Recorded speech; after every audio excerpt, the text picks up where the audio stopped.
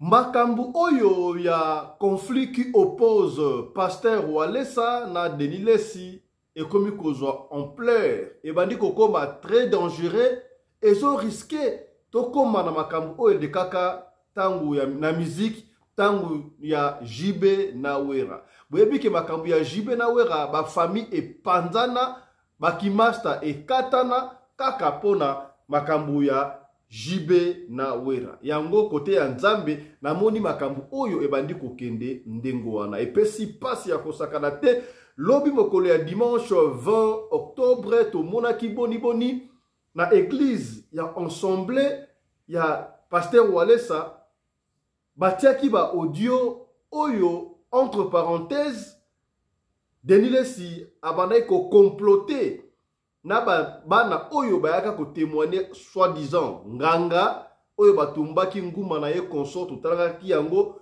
vidéo ezaki viral sur la toile mwana alobaki ndenge alobaki wana et par après te komona mwana asali vidéo alobi ke bapesaki mbongo na été 3 ans après na ba déclaration wana tomoni Pasteur Walesa abimisi yango tango abimisi yango abibotala mutalaki na base makambo ezalaki Denis Lessi toyoki ba audio wana totali tomoni ke o ya solo ozali voix ya Denis Lessi. Mais qu'est-ce qui s'était réellement passé?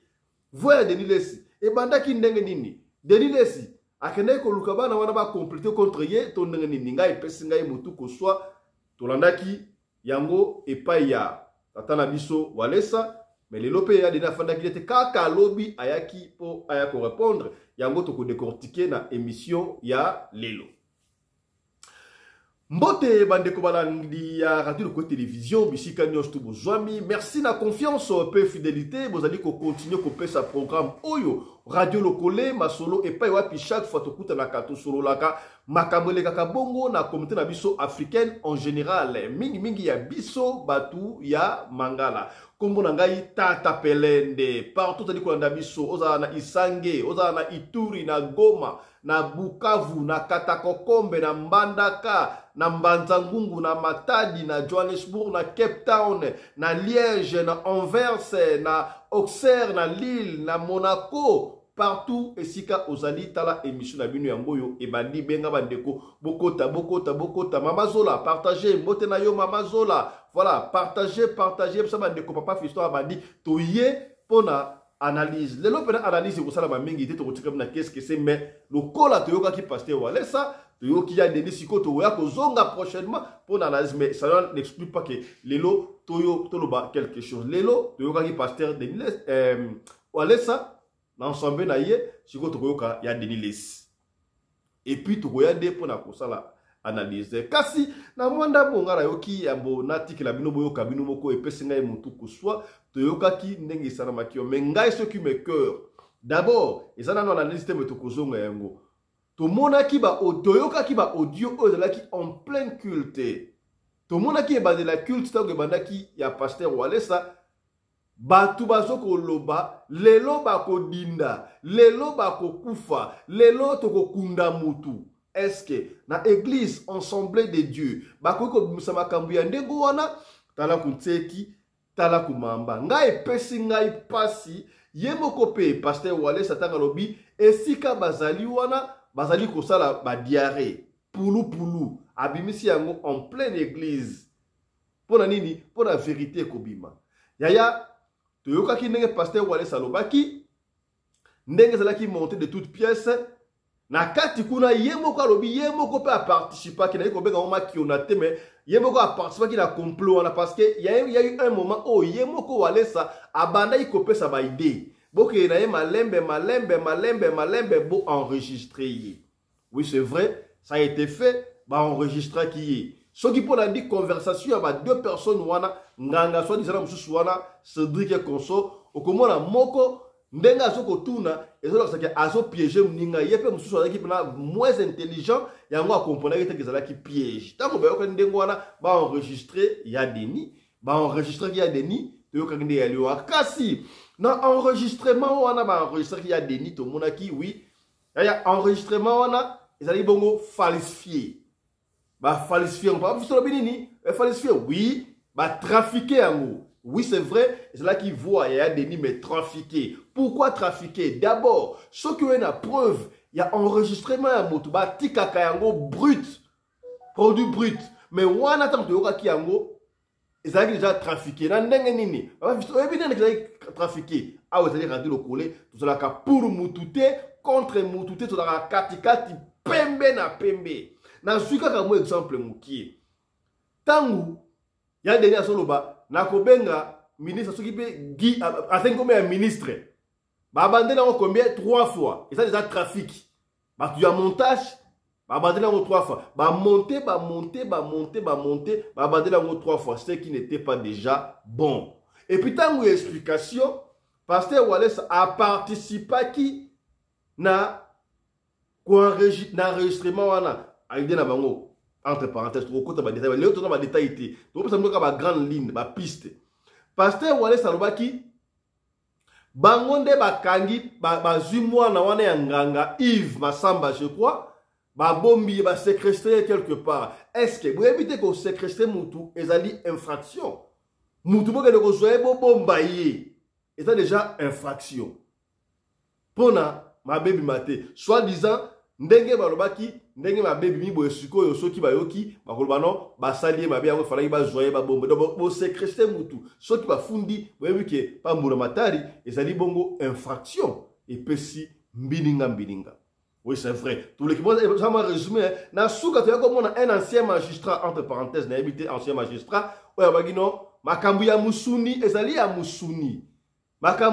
makambu ya molimo pardon ezali ya molimo ya mosuni et suka kabongo pa ya mbula matadi na justice. Est-ce que soki bokei na justice entre parenthèses sur seulement si enregistrement obni bozala ki na ngwana bo monte que ça dit trafiquer est-ce que bazouzi ya solo sikabwe awa constat mutamba teme makambo wana akondima bo mona dit que ça dit trafiquer ndeko kota na biso zongela ka émission wana tout ça qui m'a au mona ke ezala ki trafiquer ba ça les symbiose nango makambo pour la monter histoire wana. Et pendant ce temps, babosi la ki mabonza te, batu ya mabonza molongo le ki mulai ya bazo ya kokaba mbongo pona nini.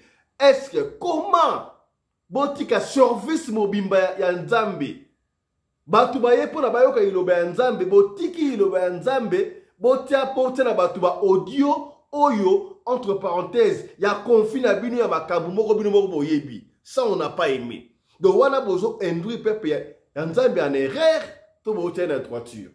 Tala kunseki, tala kumamba. Tango ba trafiquer en moto. Moi qui dit trafiquer, oui c'est vrai, ils allaient voir, il y a Denis Lessi, mais trafiquer. Denis Lessi a été makambu ya makiona très bien à salaire yango. Croyez-vous que tango makambu wane bandaki, nani nde ya bandaki yango? Ya Denis mta bandaki yango, vous assurez que makambu ya ndengo wana, ya Denis, asana ba enregistrement te, ya Denis lobi. Parce que qui parle sur 40 minutes consomme à camion dans la ligne colobate. Les deux analystes la pêche comme une grande ligne. Pendant tout la qui n'a monsieur Leki. Donc makambo tu vas dire ça la maana. Il y a des nets prophètes. À mon avis que bazo piéger. Tala kunseki, tala kumamba. La ligne colobate. Tant makambo Leki ndengwana mbala moko. Il y a Denis Aleka qui parle en France, notamment à Paris, à Leki dans émission en conférence na biso Gloria Olangi a expliqué. Dans l'émission là il y a des nègres expliquer qui réplique. Concernant l'audio, et bon temps, tout ça en analyse. Mais la personne a une grande ligne pour comprendre ce qui se passe. Gardez votre souffle. Et comme le coup la guerre, Makamou a risqué comme le coup la Makamou ya ranson n'a jamais bien. On ne veut pas arriver là-bas. On ne veut pas arriver là-bas. Tout comme niveau on a été pour Mabé au côté de l'église corps de Christ. Là-dedans, lui a donné na droit de réponse à expliquer Makamou tout et pas à gloire en langue. Suivez.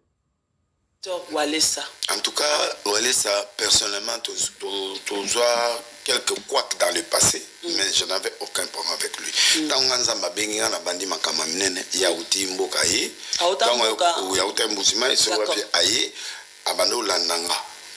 Aya une église, à ce plan nanga ye moi epsango, oui, qui est vraiment inspiranga. D'accord. Alors, que na na sombro kutumda kuna période ana mena. Azaka dana mbongo observer. Na ebité. Donc, ayo ipsanga actuellement tant que au kutana. Mwana nini? Hier oui biso na neni bobandaka ba kwa ki na neni po biso pe na neni. Faut expliquer ba. Wana na kwa ki bandaki te. D'accord. Wana ya ki abanda côté ati. Là na comité ndenga komilelo. Parce que après beaucoup d'années, on a bon motema déjà en 1980. Donc le on a 45 ans, il y a ministère. Donc il y a Koutibiso. Aïe, à Bandipe, Nzaba Salenga Komioana. D'accord. Aucun problème. Maintenant, au premier quoi qu'avant, il y a un algina appelé ça moi sommet. Mais bon, bah vraiment relation de neboye, bah n'a expliquer mon qui. Donc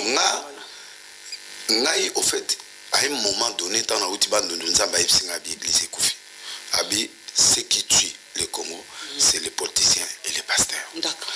Banda Lilo, Telemela, Biloka Mapi, nous sommes en église pour nous bénir Mboka. C'est là où j'ai commencé le combat où il y a Makiona. Makiona. Oui, ça dit qu'il faut miracle l'église, il faut témoignage, il prophétie le Kouta Bilokana. Parce que tout ça là, on a mandé qu'on a biso. À partir de là, l'église est ici. Puissance. L'église du réveil. L'église du réveil, en fait. Puissance. C'est parce que, comment est-ce que, bazo kanga kanga batu le kuta et puis ils ont ça là que, pasteur, bazo kanga kanga bango, problème, mais comment y est belé, alors j'ai commencé à taper fort sur le makiona. Et ça dit que, 3 quarts, pasteur, ou basala makiona. Ça lui font. Parce que, batakenga basangeli yo oui tile lo do ba venga nga ba menace chaque jour na kipati yo zo te ba sa bo to sala oku to montelo ba monta biloko tout yo zo mona na ka ba boma nga ba sala nga mabe mais trop c'est trop cette fois-ci. Voilà, trop c'est trop long de temps que na bite penza ya to comme na bite wana to songa na moi simande ko yebanga na wale sa to yebani esili après ya comme sous pasteur comme prophète abandi ko te ya banini tout ça des années après tant ko luka yo ba na ça pasteur te alba na lote aibsanga que je l'inspirais trop et puis na tout le monde bien d'accord et anga sala nga boui tout ça bon na éviter soit na bon pas mais na ba qui était d'accord après abandi ko te jour moko l'église na monika na TV boy wana za limité miswa la église na eza na limité avec comment bon marché fimo bazo témoigner na terre comme on a mais les images sont là voilà ando témoigner na za na maladie moko incurable maladie wana va na arche de Noé na sali autant d'années na arche de Noé na bikité alors na yebe na ndako délice pendant une année sur 2 ans na bikité na ye papa wale ça na biki ça ba wale ça monene ya badi ko ça témoignage tant Nathalie témoignage on a mais fio to yebité na arche ba to yebité mais to poursuivre quand même to lukai ta to tuni mais yo mamozo témoigner yo tiko za na arche on a témoigné na nini une fille wana bazana na limité moi kala yazana na limité ba ko na marché OK moi kala to beba na wana ngala na bingi fiana to habiter na ba poma ndako na ba aider nga mona ke témoigner selon les si je comprends la fille à l'équipe na la chair ya pasteur Wale Sapa ko solo makambo ke azana ndako na yo l'église na yo abikati d'accord pour montrer que kuna puissance c'est ça ti ezaka ipa ya Wale Sapa voilà tout ça là tout cela na aibsinga boye ke azaka besoin bongo fallait que nous témoigner kaka d'accord to lekisi ngana ye to sali en sorte que les lokwana mutunaye mususu ayi pananga mutunene pasteur oui voilà ça mutune mo gaza ko vanda ne baza otambola naye d'accord ayi pananga a dévoilé ba secret là Roger Bak to ça na Roger Bak évangéliste a témoigné maman tina bible exablo kwana te to sali ne mission gaso na solo ba biloko na so bima na TV maman tina bino on ne peut pas faire passer ça. Baka pe abibon. Na moni le roi nga papa na nga pe akena akuna et le comment tout ça la moté tout ça. Papa na pasteur Sony. Non, papa na yi ou abotayi. Ah père papa na biologique. Aza famille ya. Wale ça ba yebani ba tout côté moko c'est difficile totika. Bon, na yo kit. Période wana Drumer ya wera benganga pe au papa bo arranger oui nabi mais ça bien été qui première fois bo petit témoignage deuxième fois moto pe aye awa bon natiki to vandi mais pas ça la subongote isili tant morwana après to yoko yokana to kutani ngana yi to sololi be na makambo derema wa na bengi papa no to kutana biso to arranger et puis na kero sakola yepona pour la veiller à ça une stade wana Wale ça tout comme on a bien tous en problème après makambo ya obima ya mwana nani o ibima ba kanga fio ya Maria Tumba alors moi j'ai pris ma position na bon parce que walesa okokota biloko oyo ya bano ya TikTok este parce que ça monte mususu na pesi conseil na sango abenga expliquer nga oya ko kende ba mona moi mabe yepe amona moi mabe am passer ça non le bébé amona ki on mabe je crois et puis conseil na yo ba ko tinda ba porte parole ba oleka na TV ba tout ba moni et moi j'ai cessé ba passer bon ça ma porte parole oui na moni ya ba komite ya ko yenda komi na ngoto bino to za na te bisote yi na moni ba leki pa Frank ba émission tout na leka ba leki pa ya Isdat Kavulu ba leki pa ya partout on a lekaki bon ça doit des réponses là ça doit des réponses na ko attaquer nga na délai ça mona ayaka afuka ma devant nani aya ozo ba mbongo beta matolo nga bi jamais je suis parti pour tout ça et réconciliation cameraman nanga pe bazala qui du début jusqu'à la fin do ya place où ngafuka melité pour ya zamona par rapport nanga et kamwana toki nango ti isili nango derema awa namoni deux petits moroboé ba benginga au passe tout le monde to a dossier mo lika moto kutana ba na téléphone oui tu sais que la communication de ngomona wana ba benga ko na WhatsApp to na appel normal ba benga na appel mususu na WhatsApp mususu na appel normal d'accord ndenge zana batrasa kapelo ebandaki au début au fin jusqu'à la fin na bon oya dimanche ba une église bimanche ça ngana eno organisé na bureau na ngape a caméra OK image c'est ça ba koti l'église qui te sili balandinga bimanche ça kakaza na onyo to comme une église deux jeunes garçons moko azali na car azala lox boy so image à TV kozala na émission suivante na relaxant d'accord tant ba komi abino papa toye awa to ça na problème ngabi problème nini autre na problème wale ça to kenaka au mon image mo boy mutu mo yakina nguma boy na boy bonguma neza ki angate ya mutu mukolo na 1 mètre na nga na osaka mo machine nga mikemike na oviva nango alo babengi nga kuna tant to komi kuna ba pesinga maluba na loba babenga ki l'église awali ça pas mutu pas akenaki na batu na yemisa to babengi bango bake kuna po ba sa témoignage parce que wale ça za na besoin nguma ya ngana no yi banguma na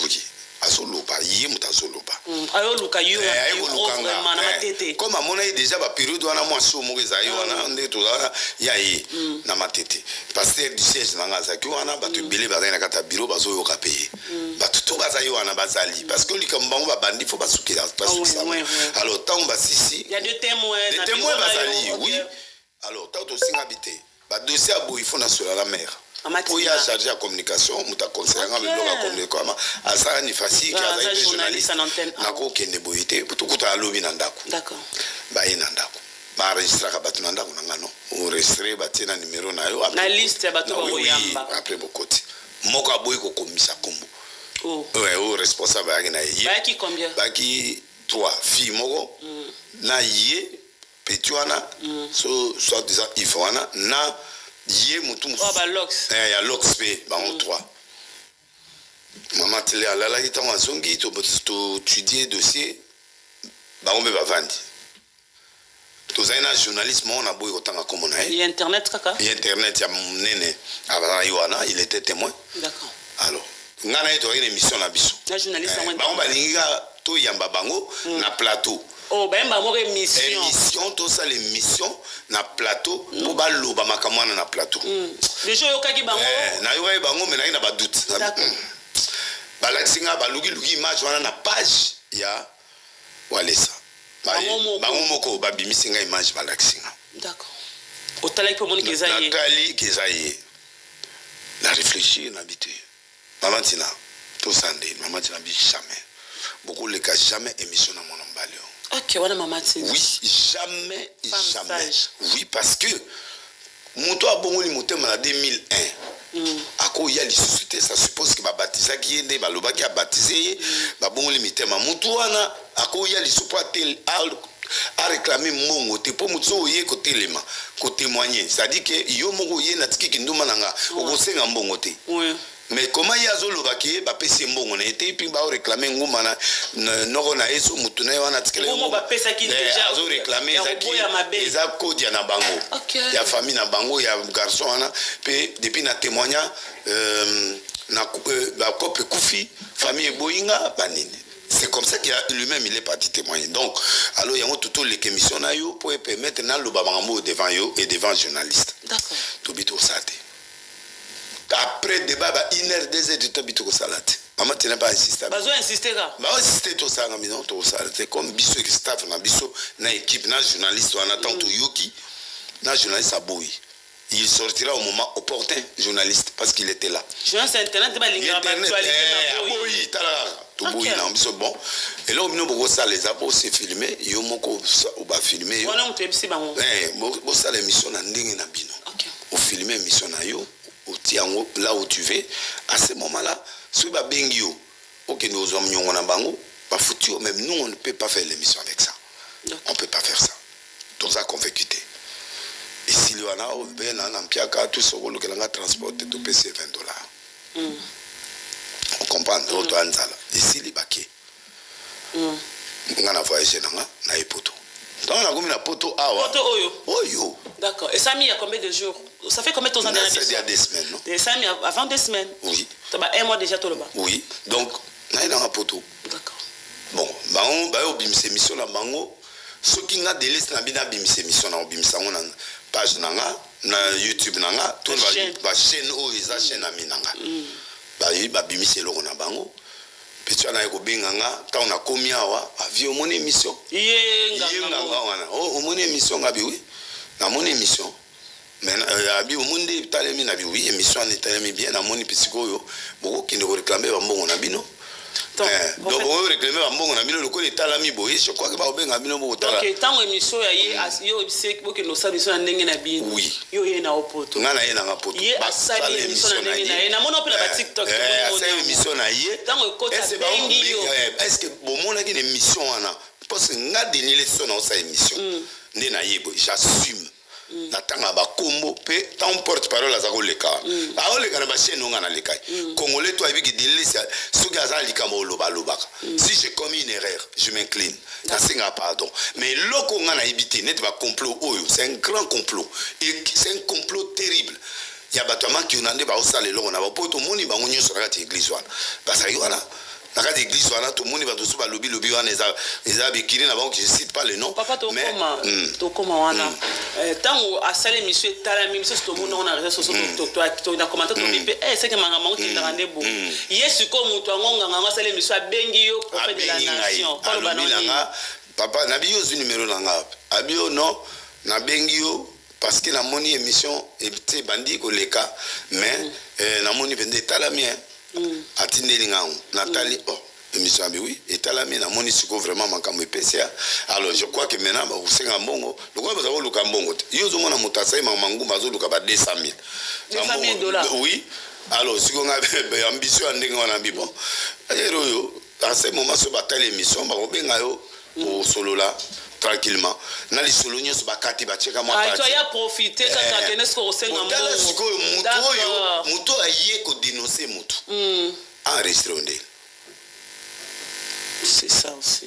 Mutu aye alinga mutu anati bakosi yo bafutaka umbongo te oza lokuta oye lisusu imagine que na sa émission mais siko ye na piège na bango ezaki na sa émission ana pour permettre ba mona pendanga na plateau na bango bazo confirmer makambo na biso tozo commenter mais staff na ngabi non tu peux pas passer dans cette histoire là et tango sikoyo asali abengi wana nzokande enregistré mais akati nyonso sololi parce que là je vis qu'il a enregistré mais les solis ayi molai akati yango atira parti oyo wana ke beti bopesa yo mbongo bapesa 200,000 mbongo so combien oyo po yengi moko azalaki kosenga bongo na moto bayaki na ye donc j'ai compris aujourd'hui que effectivement bazaki déjà envoyé et bagi piégé nazaki piégé et heureusement que piège on est simbité alors c'est ça qui m'a fait mal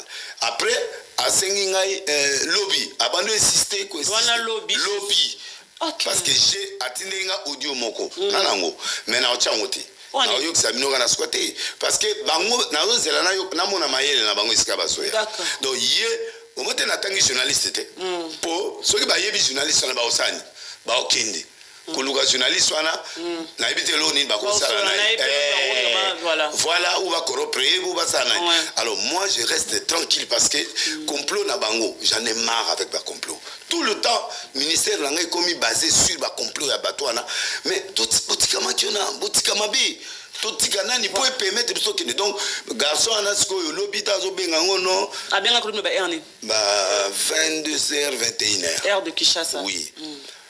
Ah ben nous benga ta on a insisté oh papa vraiment bima journée bimi mbongo bimi na bimbonga we bimi wapi oh mais bino mo batu bo sali image bino mo batu bo publier image aposta ki wapi yango na lobi siko ngai na mbonga ngo yo zui na zui wapi bino mo batu bo sali makam na bino nga mutu na filmer yote bino mo bo sali témoignage na bino est-ce que longi nanga sawa et puis yo comme senga on va vie ebele na tuni ba vie yango uti wapi et puis ba biso na TV ki ba vie ebimisaka 200,000 on a la posoti nanga poto pona na sécurité parce otinde poto wale ça ba tuni bazo menacer nga bi poto mais yeba bi poto na be ba otindo pe ba kangi yo la poto ça dit makambo yo lobi ça le kuta ote ezande to yo kana kina bango ba pesa ngate ba lobaki na ngana lobisa boyina lobisa bona loba pourquoi ba balaxi bodio anate mais moi j'ai des éléments to comme na monde ya sikate yo okangi ngape na kangi yo zo bimisa bodio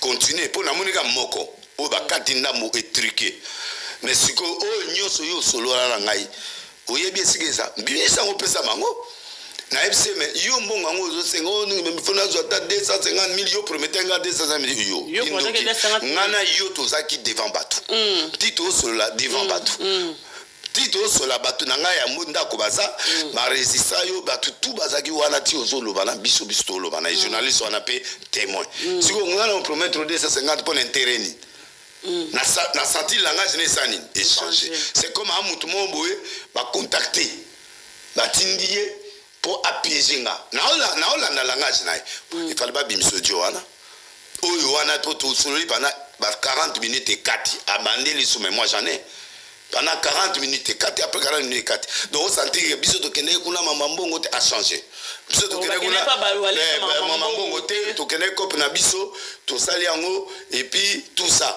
mais bino bo manipuler nga ta on a vu la ngasa ngana na ngwa manipuler yo muto yina muto epananga muto ana boye parce que soki ya sana ya solo muto a solo abimisa bodio poison a resté ngate abimisa soko bodio o to solo lilopi o ya bengela kinga na nzala vela kina nzala na o ya liboso apesi $20 pour nzala deuxième fois l'histoire c'est $20 na lukata mo loka olia sikoyo alobi $20 na sana oni otina ba $20 na sana oni parce que $20 est loté il faut ba 250,000 faut me manga 250,000 francs congolais dollars na siki ko na bi o revaga ndebo mbongo yo ke no senge pa ya walesa mais yo saki vidéo pour walesa pesote siko walesa nga pesote oh ba le moto yaki na lobi ki mama mbongo etali nga mama no ya mbongo etalanga en quoi soki bo sa vidéo na bino fal bo tia numéro vert o moto so alinga benga bino alinga consulter bino bo tia numéro mais pourquoi bo tia numéro te voilà donc mon ngai na yebi mama na mino na commence na sentir na bio bandi dia na moni mabeza ali parce que na monaki tina tindela nga image mo ya pasteur moko songolo pasteur moko songolo pasteur wana sikoyo azako loba na audio wana batie pasteur pe ya Kongo ebani bon jeune mo boya sala biloko na TikTok na bona otanga komone c'est un de mes petits open aib la moni batie photo nanga pasteur mo boyo to ebio na biro na yo requête zelonga kosika wana kusala nzambe mzazo fika loba ezalit nanango batie miniature nanga azozika ilongo boye nde ye mutazo sa biloko pona walesa tant tina tinga ngwabi tout ça qu'on analyser na eko comprendre que bateau basali oku yo ebi bateau na ngami bangote wa mama tina mtazo ngami na bangote abi fait attention na moni bateau yo babisco ba changer donc au fait c'est un montage outil côté wana parce que mutu aye kolela ke pasteur boye pasteur wale ça a kosibiso comment mutu wana a réussi ngande C'est ça, il y a un loba. Parce que ceux qui y pour l'aider, l'homme de Dieu. Pourquoi il a résisté tout le dialogue de ça? Mais Abimi Signo sauté. Voilà. Abimi Sango. Il y a lobby au soleil pendant autant des heures et 4 à Songil. Abimi a zongi sigation. Mais Boya Nanda. Na total alikama aussi Zandini. Parce que nous comprenons de soutien. Yo. Muto yakinaï, na staff nanga bokutana. Bosolo là, qu'est-ce qui ne va pas? Je comprends pas ce que tu dis. Yo yaki pour toute sa émission. Ngana boy émission. Parce que yo bosali image na bino, botindi yango quelque part. Parce que image on a botindi quelque part. Ngana sali nini na kati image wana. Parce que pourquoi zo bimisa ba audio wana nyoso ti pour bimisa na mo ba kati ba manipuler wana. Il fallait appeler ça audio. Et j'ai compris que oui, et ça complot. Comment Mutu akongoli motema aya lisusu epa nanga akeli sukuna ko tomona lelo na tongo babenga batwala muki babenga no pasa tala eloko ezoleka akati wana bakozimo bazaki wana babandi na ye pasteur waza. Voilà ce que je voulais dire prophète de la nation de Nigési mamuleki lelo batuana na prof pasteur Kabamba yo ndozo le bas na TikTok na éviter bon petit monde yo wana je me trompe pas aki ko témoigner bango nyonso wana zo mituna okanga deles mbalo c'est fini na chère église na zo mituna église de réveil oui bati audio wana na kata chère bon en fait intention na bango ezaki wana eza ko se victimiser ko laksa batu ke biloko tout ezoleka eza deles mutana simana donc les batianga comme je comprends mamba ba Maria donc ba otianeti na sima deles il fait des choses. Alors bako tchangai comme bouke misère na bangote parce que banda kala bakatiere ba témoignaka na mona pe mimso mona yo na gimoleka et c'est erwana nga na ibi gimoleka babilo ke bilili kana wana va na ba mamu ya Lubumbashi ba poto ba tutu ba témoigner na poto et c'est ngai nazana bango relation tous ces gens là qui dénoncent depuis ka Jombo ya kufa ngai ne na kendai ko yebsa ka Jombo lo ba makam. Parce que balimba la tisangé le romo na évité et c'est bon moninga l'émission na gasona bon moni chaîne nanga est engagé bon jugé nga par audio coupé audio pe yo abenginga parce que bazo la sa face o yanga ce qu'on face ya ya lobby l'homme de Dieu comment pour bâtir audio il faut tirer toutes les faces au tirer biloko et puis comment yo moto yaki intervention o bando ko sala nga ba audio comment heureusement makambo ya lobaki bato église bazala yoana na bureau ba passer na nda couper ba mama tina bazaki ba tutu bazai wana ba kotsa kutu ba matina na bongo na tuna mama tina azate yende atelemelaki mais pour ni ba kotsi comme mama tina parce que énervé bango parce que lokola yé mutaloba ito sa émission te parce que balinga nazala na plateau na bato na pona zwangambo ba ya ko vendre selanga penda makamuna bango non makama Maria Tuma je connais pas. Natika au mona Maria Tuma na vinanga te na mona été na solana été na mironete. C'est après awa ne na moni fiancé ne a komelinga papa merci pour na bituma yo bundele biso. Point. Et atininga pe extrait au Maria Tuma a remercié nga. Voilà mobile Maria. Oui. Je connais pas Maria. Et puis yo yebinga franc parler na ngana banga mututé so na ça eloko na olobilo. Pourtant on a zako lobana ma ça je parlais na B1, je parlais tout na ba chaîne tout. N'a n'a besoin de tout. Mais quand ça devient un témoignage, je ne peux pas entrer dans ces pièges. Pièges n'a pas raté. Quand on a ce qu'on va utiliser, on a comme si Bakati parti c'est intéressant pour nous. On a kilt la chair de Dieu. Moi je me demande la chair de Dieu. Même moto.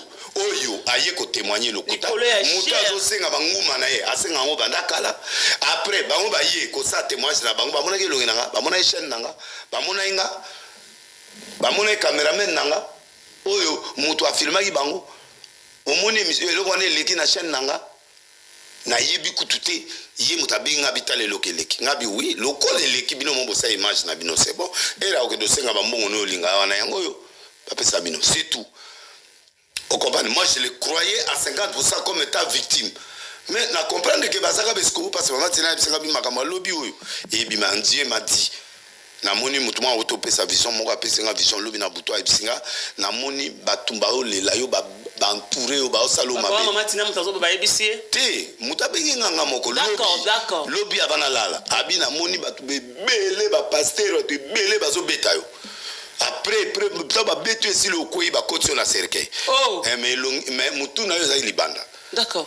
Tant que tu as libana hermo honnête long moi électricité boui bato là et côté lui on a tout au télémobile a coufité au bandigo sauter donc bref ce que j'ai vu aujourd'hui c'est ça un grand complot dans une grande église. Pasteur Wale, ça ne peut pas faire ça. Il ne peut pas faire ça. Et Dieu justifiera cette histoire. Dieu punira les gens. Les têtes tomberont spirituellement. Ngana ipsi on a tiki en pankolo.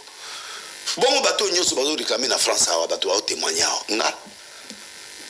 Et puis makamupe le kana ya France awa pasan kapase ka bulndale sazangi na France awa. Pourquoi ya kaputote awa? Oya kasute. Omoni awa. Est-ce que nous avons TV? Nous avons provoqué, nous avons provoqué, nous avons réagir. Ce qui n'est pas que Kolobana Batukuna, non, Denile, si so babenga l'église là, est-ce que nous avons bengié? Naïtango ya botoli, moi c'est ya pasteur nangai, liaoulou, akufa. Tanga botoli, moi c'est naï. Ayaki featuring, basali featuring, et sili. Et comme il est là, tu as balifié, tu vas divorcer. Azaï, moi, c'est passé. Tu as passé, nanga. Bien sûr. Moi, c'est Aliaou. Pasteur, nanga, a que Koufa, a Koufi, petit poiseau, bas stress, banda fiona, qui n'a pas boué, tia Koufa. Et c'est yo, moninga, na lobé le coin. Mais na bando benga ya beta, quand même, ate ya kaye, makaba campagne, tout na sala, et mes canaux étaient là. À ce moment, je suis dans la maturité, maman. Oh, pourquoi Denis ça sur la campagne était dans la salle parce que j'en ai déjà fait. Tout ce que les pasteurs font aujourd'hui, bah miracle je l'ai fait. Bah stade nyon sur la salle, bah salle nyon sur la salle. Bon, bah l'église nyon sur minene ya ba congolais na terre. Bon, ce que yo yebi sangelo ni bangon bali na salle. Na comme une étape à maturité, na comme une étape à qu'on vende cette église et ça étape à campagne qu'on vende ça. Doctrine ko vanza makambo na kati église et na battre la famille nanga muki nazo kenango. Moi je suis pas là, je n'ai jamais trahi quelqu'un. Par contre na je l'aime ba pasteur na ner ba pasteur ba tutu basanga je suis prêt à mourir ce bobo manga makila na eganga prophète Denis de la nation melano maya pio maramo nengo kinde c'est comme so bunda bitumba. Mais bien sûr, ba makioniste na bato bakisi. Oui non, tikate, kotikano ba noté. Makioniste ba agir bango parce que yo tant aux heures au midi, c'est vraiment le gros bébé bango comme l'homme de Dieu. Église a copté maman. Te mama ko nam so bango parce que bobi soufa la cher. Bango basala. Cher wana batem faire n'importe qui. Ya welo ko na so bunda. Bao bana molimo nzamba solo bazo parce que de laisser lo bazo saleza et ça bien. Pourquoi? Parce que bango nyoso ne basawana. Voilà.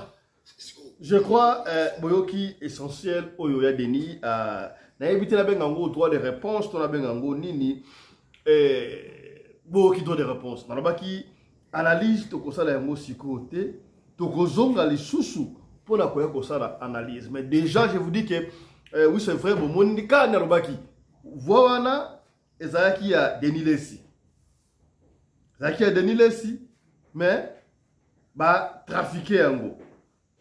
Ba trafiquer yango, kaka ndenge o mona ba trafiquer. Mais na kati kula tuzo ka kombo ya prophète Jérémie Kabamba, le kaki na cher, il faut pas kanga Denis Lesi et consort na habité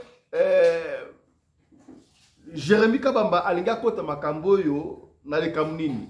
Tokobenga ye soka sana temps akoleka awa ok makambo ndenge kendele ko makambo lokola ya wera na jibe bango mbale ba na faute de part et d'autre mais na ebité bazoko wela nini kaka makambo ya mbongo bazoko wela to nini mais déjà na ba dire ya walesa alors yebo ka ba noir sur blanc qui a participé qui a fait ça qui bango idée ndenge ya ko piéger Denis Lesi pour passer la bondio na kasi tango ba enregistrer qui est pour la ligne batia qui ba enregistrement nyo sauté batia ka ndambo de salobi y a pas de souci oyo soki ba lobi ta Denis Lesi mutasani nazo côté la mutu mo côté Denis Lesi pas na mabe na ye batoke na ba fait kaka pour la mona ki église ko di Christ batoko ganga wa akundami e comme le ko ba mbwake la to na stade na ebité ba ndimba ke na ko sambela. Vos pasteurs basana ba conflit entre bango bile kobe bino lokola deux camps ya musala nini pasi ya consacrate église corps de Christ et koufi na dimension oyo je crois Bolandaki, comment est-ce que Moutamba Lobaki, avant on soit permis de culte, il faut pas qu'il ne peut pas la pasteur mitou. Pasteur, il faut pas la mitou na bango. Est-ce que ça dit malamu? Ça dit exemple parce que ma kamsu ça la mana, ngai ko pas ça ngai mutu ko soit. Comment va confier la Bible dans la chair corps du Christ? La chair ya nzambe ce matin il banzambe, ba na kolbara n'importe quoi. Moi je n'arrive pas à digérer tout ça. Et puis, moi na oyo Wale Saloyi Bakanga qui va simbi, ceux qui, comment est-ce que Yves Masamba, ceux qui Yves Masamba, les familles Ngangala. Pour l'année d'hier, moi, je vais maramwa Oloba. Denne ça va ça va audio no story à 40 minutes. Alors, et comme otier, tout c'est la caca. Bon, bah, il va la justice, bon, que la justice, pour passer ça marama mouchouni. Est-ce que la justice va okende? Vous voyez que votre trafiquant qui déjà, bah audio quand vous trafiquez, et combien d'infractions? Vous voyez bien go. Oui, bien go. Oui, surtout aussi ma camboana avec Pembe. Oh, la qualité de la dernière c'est ma camboana le barate. N'a ça ramène chaque fois. Bon, tout na walé ça. Ayaka sur pour noter pour la nini. Depuis ce qui 2018, sur 2015, 2018, pour la nini. Pas la nini kuna. Ce qui veut éviter ngana va essayer ma sala la poto ba ayaka sur pour noter. Ayaka sur pour noter pour. Nalobaki entourage na ya pasteur. Pasteur a bosa na bien walé. Ça m'entourage na yé. Ame kapé ko tia ba tribu différente aka ba fimba ba takasa ikakate. Église en Zambie, c'est la province, c'est la différentes provinces surtout. C'est la l'union surtout. Est-ce que vous commis c'est un message très profond en fait sabinois. Bon, nous savons que moi n'anga oyo, pas piéger les laisser console où il n'y a pas de problème. To 5 000 sikabwe. Maman yandunda za wapi. Boye la so maman ndunda. Akomande ngeni mba oya abobi bisa maman ndunda pe yeye opesa ngambungu wana. Mutuka opesa contact mutuka bato opesa blok babi mabaya awa. Mais oui, c'est vrai, tout ça qui est mais ceux qui sont professionnels et médias, est-ce que nous avons un commentaire, c'est Bolanda. Tant que tu vas dire qu'on analyser, la personne m'a fait, les gens qui trafiquent, d'abord, bien, mon mongo, on est à Denis Lessi. Mais tant que tu vas accommoder à 2 fois, 3 fois, 4 on va trafiquer. Et puis, la culture en Zambie, pour la nini, beaucoup tika. Makambo ba fichilute ba conflit ya bino ba pasteur ndenge bandaki to yebite muta uninga kuna ya sokoli papa sokoli na mwasi na bana na yeba yena église ko le banzambe bo alotela bango ba audio ndengo wana non quelle humiliation et puis si passe tout ce qui a la tongo lelo meto ko zonga lisusu pour la pouvoir ko sala analyse makambo oyo très bien avec ba preuve à l'appui na ba téléphone portez-vous bien santé de fer à tous chap chap et tchara.